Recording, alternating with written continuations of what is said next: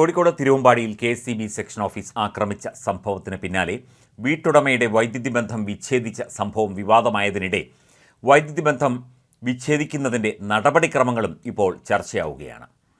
വൈദ്യുതി ബന്ധം വിച്ഛേദിക്കുന്നതിന് മുൻപ് ഉപഭോക്താവിന് ഇത് സംബന്ധിച്ച അറിയിപ്പ് നൽകണം എന്നതാണ് മാർഗനിർദ്ദേശങ്ങളിൽ ഏറ്റവും ആദ്യം പറയുന്നത്.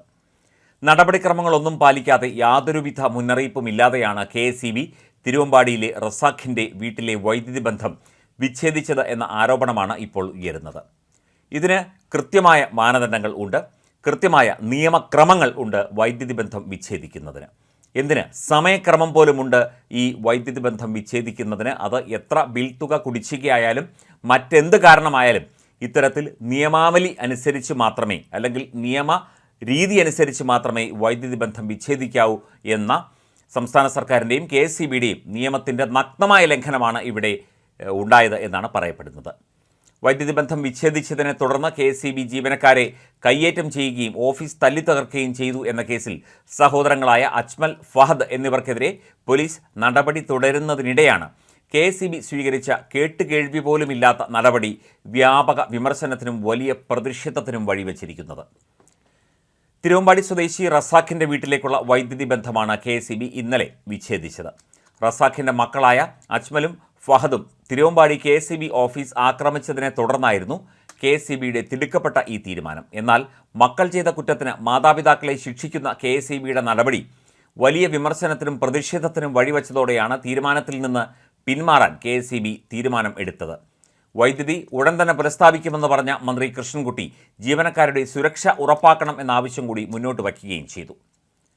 വൈദ്യുതി ബന്ധം വിച്ഛേദിക്കുന്നതുമായി ബന്ധപ്പെട്ട മാർഗനിർദ്ദേശങ്ങൾ ഇവയൊക്കെയാണ്. ബിൽ തുക അടയ്ക്കാത്തത് മൂലം വൈദ്യുതി വിച്ഛേദിക്കുന്നത് ഒഴിവാക്കാൻ SMS, ഇമെയിൽ സന്ദേശങ്ങൾ വഴി ഉപഭോക്താക്കളെ ഓർമ്മപ്പെടുത്തണം. വൈദ്യുതി ബന്ധം വിച്ഛേദിക്കുന്നത് പ്രവൃത്തി ദിവസങ്ങളിൽ ഉച്ചയ്ക്ക് 1 മണി വരെ മാത്രമായിരിക്കണം. വൈദ്യുതി ബന്ധം വിച്ഛേദിച്ചാൽ വിവരം രജിസ്റ്റർ ചെയ്ത ഫോൺ നമ്പർ വഴി ഉപഭോക്താവിനെ അറിയിക്കണം. വൈദ്യുതി ബന്ധം ഡിസ്കണക്ട് ചെയ്ത് കഴിഞ്ഞ് വൈദ്യുതി ബിൽ അടച്ചു കഴിഞ്ഞാൽ എത്രയും വേഗം വൈദ്യുതി ബന്ധം പുനഃസ്ഥാപിക്കണം എന്നുള്ളതാണ് അതിൻ്റെ മാർഗനിർദ്ദേശങ്ങൾ. അതേസമയം വൈദ്യുതി ബന്ധം വിച്ഛേദിച്ചത് മുതൽ സമരം തുടങ്ങിയ റസാഖും ഭാര്യ മറിയവും ഇനിയും വീട്ടിനുള്ളിൽ കയറിയിട്ടില്ല. ഇന്നലെ KSEB ഓഫീസിന് മുന്നിൽ സമരത്തിനിടെ തളർന്നു വീണ റസാഖിനെ ഇന്ന് വീട്ടിൽ എത്തിച്ചുവെങ്കിലും ഇദ്ദേഹം വീട്ടിൽ കയറാൻ കൂട്ടാക്കിയില്ല. അതിനിടെ വൈദ്യുതി ബന്ധം പുനഃസ്ഥാപിക്കാൻ എത്തിയ ജീവനക്കാരൻ തന്നെ കയ്യേറ്റം ചെയ്തതായി റസാഖിൻ്റെ ഭാര്യ മറിയം പോലീസിൽ പരാതി നൽകി.